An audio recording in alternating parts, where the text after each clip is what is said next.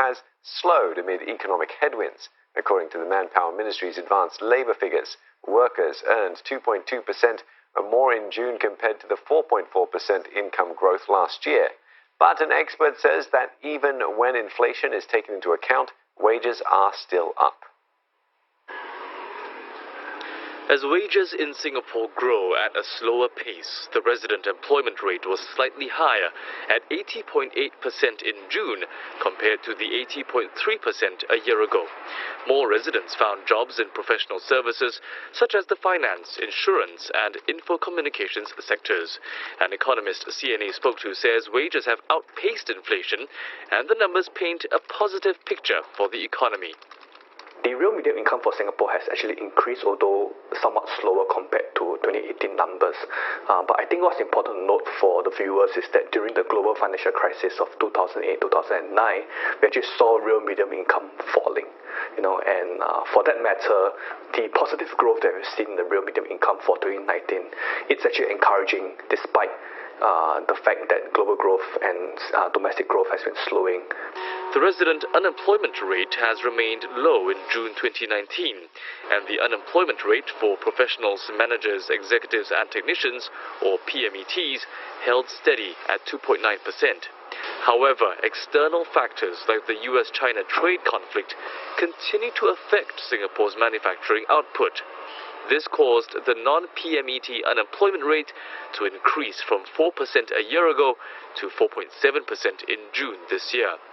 Manpower Minister Josephine Teo says companies are putting in effort and are seizing opportunities in this slower phase to build up their capabilities. Today's situation isn't quite a thunderstorm. I think maybe one way of describing it is that it's a persistent showers, but with pockets of sunshine. When you look hard enough, you'll see that there are companies that are also doing well. There are sectors that are humming along. We still see companies hiring workers, and as a result, local employment has continued to grow. Even in sectors such as manufacturing, which have been really more affected by the current trade tensions and the economic uncertainties, you will still find companies that are hiring. So overall, in manufacturing, we found that in June 2019, there were still about 6,000 vacancies.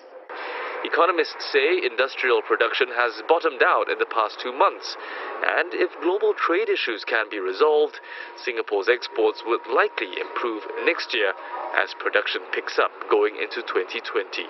The Manpower Ministry will release its official labour report on 31st January next year. With the projected demand for the manufacturing sector, Workforce Singapore is encouraging more PMETs to join the industry. It has expanded its professional conversion program in this field with an additional 1,000 places over the next 3 years. These programs target PMETs, including those thinking of a mid-career change, to help them move into new occupations or sectors through training and mentorship. The 1,000 places are for those interested in becoming a manufacturing professional or a technical sales engineer or manager. Workforce Singapore says this is also to further prepare the employees for an eventual upturn. Since 2016, professional conversion programs have helped more than 1,400 mid-career PMETs make the switch to the manufacturing sector. The Manpower Ministry says, depending on demand, the scheme could be expanded further. CNA visited one company that's reaping the rewards. We advertised, we couldn't get the right candidates coming in.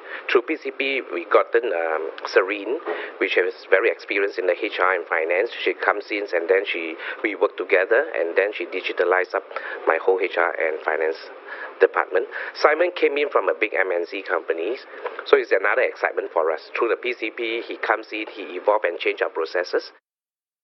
Before I'm just taking care of a small little department in Japanese MNC. Now I'm taking care of the whole operation of Trump Plus, from manufacturing all the way to logistics. So this is a key challenge as far as my job is concerned. So it's something that I need to improve my learning curve at a short time frame, basically.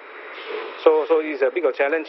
But with the support of my boss, Nelson, and of course with SMF mentorship, able to shorten the learning curve and make my job transition into SME a much more smoother journey.